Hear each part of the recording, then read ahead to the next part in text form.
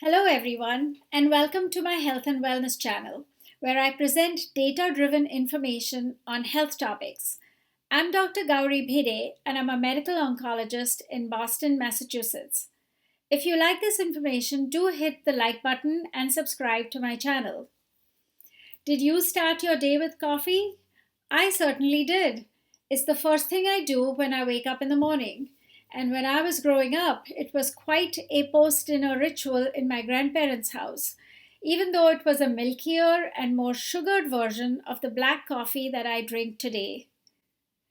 Coffee drinking apparently started in Yemen in the 15th century and has grown to occupy an important social and cultural place in many societies. You would think that the US would be high on the list of per capita coffee consumption, given the ubiquitous presence of Starbucks and Dunkin' Donuts and a variety of other local coffee shops. But US is number 25 and Finland tops the list, and the Nordic and other European countries occupy most of the top 20 slots. Coffee and tea are probably the most popular beverages in the world, and they both contain a lot of caffeine. There are a lot of other plants that also contain caffeine, such as the cacao bean, yerba leaves, and guarana berries. Chemically, caffeine is a methylxanthine and can be synthesized. Synthetic caffeine can be used as an additive to foods, beverages, and pain medicines. Caffeine content is highest in coffee, energy drinks, and caffeine tablets, and coffee can be decaffeinated by soaking the beans and extracting the caffeine with a chemical solvent, either methylene chloride or ethyl acetate. There is a Swiss method of decaffeinating coffee without chemicals, just a soaking method and then filtration of the soaking water to remove the caffeine, and then re-soaking the coffee beans to add back the other non-caffeine compounds that are present in coffee beans. And there is a new expensive method of pressuring the caffeine out of coffee beans by applying carbon dioxide gas at extremely high pressure. So, is coffee good or bad for your health? I found this review paper and I hope that will help us understand its effects. I will also post the link to that paper in the comments below if you wish to read it for yourself. This is a paper that was published in the New England Journal of Medicine in July 2020, and it came out of the Singapore School of Medicine and Public Health and the Harvard School of Public Health, authored by Doctors Van Dam, Frank Hugh, and Walter Willett. The caffeine content is highest in coffee, energy drinks, and caffeine tablets, intermediate in tea, and lowest in soft drinks. Coffee contains hundreds of other biologically active phytochemicals, including polyphenols such as chlorogenic acid and lignans, the alkaloids, and modest amounts of magnesium, potassium, vitamin B3. And these coffee compounds may reduce oxidative stress, improve the gut microbiome, and modulate glucose and fat metabolism. There is, however, a compound which is a diterpene, caffeistol, which is present in unfiltered coffee, and this increases serum cholesterol levels. So, as we look at all these studies and interpret the results, we have to remember that not all the results are from caffeine and may also be from these other compounds that are present in coffee. Let's go through this table as to where we mostly get our coffee from. In the United States, the most caffeine, as we said, is found in brewed coffee and caffeine tablets, which are taken for alertness. And the smallest amounts are present in black and green tea and some sodas. And this also differs by age group as to who gets their caffeine from which sources. So as you see over here, The younger age group, 15 to 19 years of age, get most of their caffeine intake from soft drinks and energy drinks and tea, and a smaller portion from coffee. Whereas the adult age group, I was going to say older, but the more grown up age group is 35 to 49, and they get most of their caffeine from coffee and smaller amounts from tea and soft drinks, and almost nothing from other beverages or energy shots. So, what is caffeine exactly? It is a methylxanthine. It is absorbed almost completely within 45 minutes of ingestion, and the blood level peaks within 15 minutes to 2 hours. It then spreads through the whole body and crosses the blood brain barrier. In the liver, it is metabolized by the cytochrome P450 system, and that is why there may be some interaction between some medications which are also metabolized by the same system, and it is then eventually excreted in the urine. The half-life of caffeine in typical adults is about 2.5 to 4.5 hours, but there are conditions which increase the half-life because they have a slower metabolism, as in pregnancy, and then the smoking accelerates the metabolism, so it has a shorter half-life. There is a variation in how bodies metabolize caffeine, which is partly inherited. And that's why you hear of people where coffee doesn't affect them as much because they must be metabolizing it pretty fast. Like we said, because of the whole sharing the system, the metabolism system, medications and other drugs can affect how caffeine is metabolized. How does caffeine improve or affect cognitive function? The molecular structure is similar to adenosine, and accumulation of adenosine in the brain inhibits arousal and increases drowsiness. And so caffeine blocks the adenosine receptor, and thus it counteracts the effects of adenosine and reduces fatigue and improves alertness and reduces reaction time. This can also improve vigilance during tasks of long duration with very limited stimulation, such as working on an assembly line or long distance driving or flying aircraft. But caffeine cannot compensate for the decline in performance after long term sleep deprivation. So when I fly, I like my pilots to be well rested and well caffeinated. Caffeine also contributes to pain relief when it's combined with commonly used analgesic agents. As we expect from its effects on fatigue, caffeine consumption later in the day can increase sleep latency and reduce the quality of sleep. There are interpersonal differences, again, in how caffeine is metabolized, as well as the effects on the adenosine receptor. So, caffeine drunk later in the day may affect people differently. And again, therefore, you see some people are not affected by later consumption of caffeine. Unfortunately, I'm not one of those people, and I have to stop my caffeine intake around noon or 1 o'clock. Otherwise, I will have a tough time sleeping. High caffeine intake can also increase urine output, but contrary to what one would expect, it has not been shown to affect hydration status. So, what happens if you quit caffeine? You can have withdrawal symptoms, and these can include headaches, decreased alertness, depressed mood, and they typically peak 1 to 2 days after the cessation, and they last for about 2 to 9 days. And you can avoid withdrawal symptoms by gradually decreasing the dose and not quitting cold turkey. What are the toxic effects of caffeine? That can involve anxiety, restlessness, insomnia, hyperexcitement, psychomotor agitation, rambling flow of thought. And these toxic doses are found to occur with intakes of 1.2 grams or higher, and a dose of 10 to 14 grams is thought to be fatal.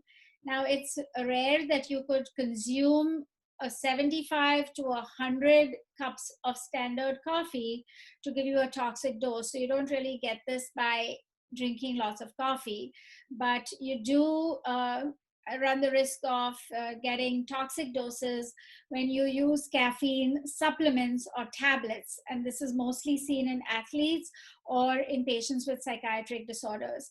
And what happens is younger people tend to use these forms of caffeine episodically, and they are not well labeled and they're not aware of how much caffeine they're actually ingesting. So they may be more vulnerable to the toxic effects of that sort of caffeine consumption. And this is worsened when you combine it with alcohol or with vigorous exertion.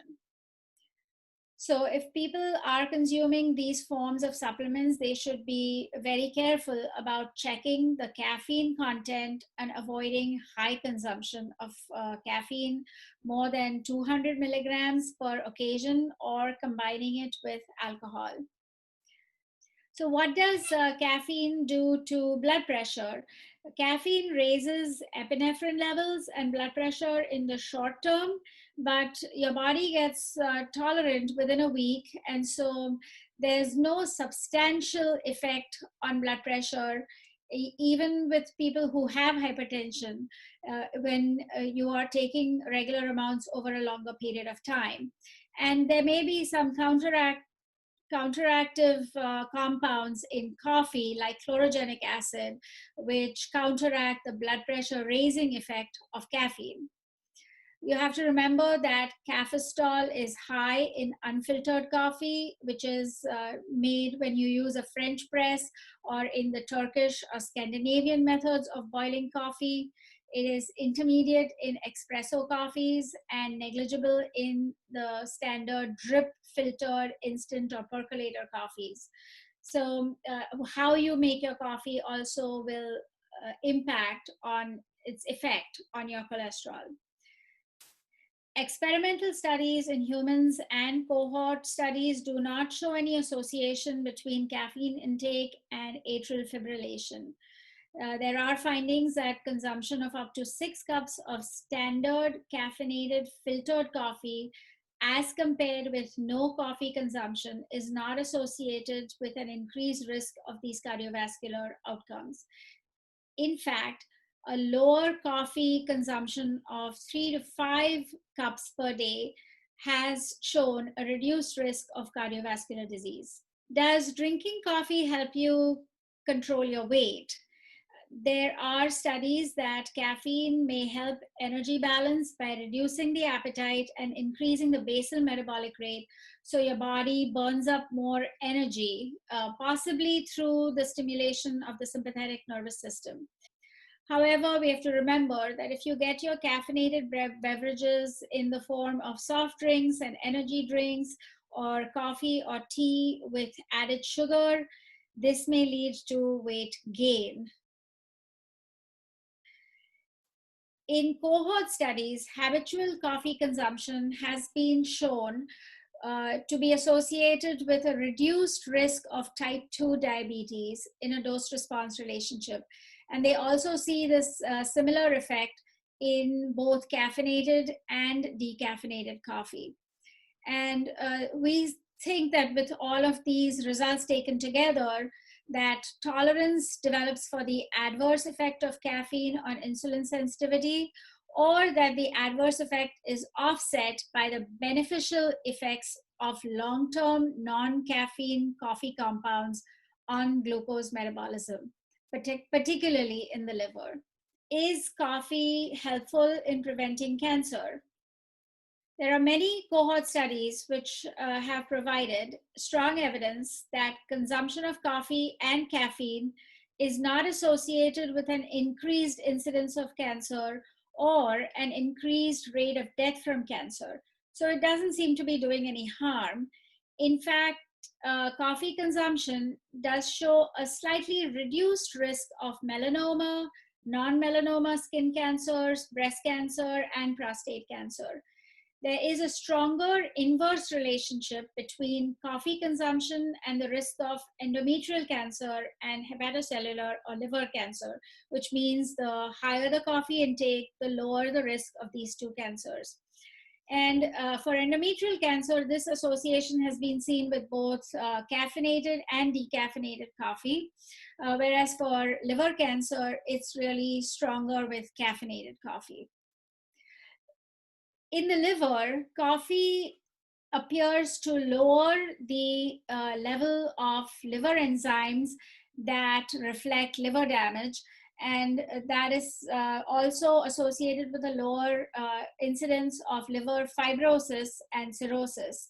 And we know that the presence of fibrosis and cirrhosis is a risk factor for developing liver cancer or hepatocellular cancer. So decreasing both these effects is clearly beneficial.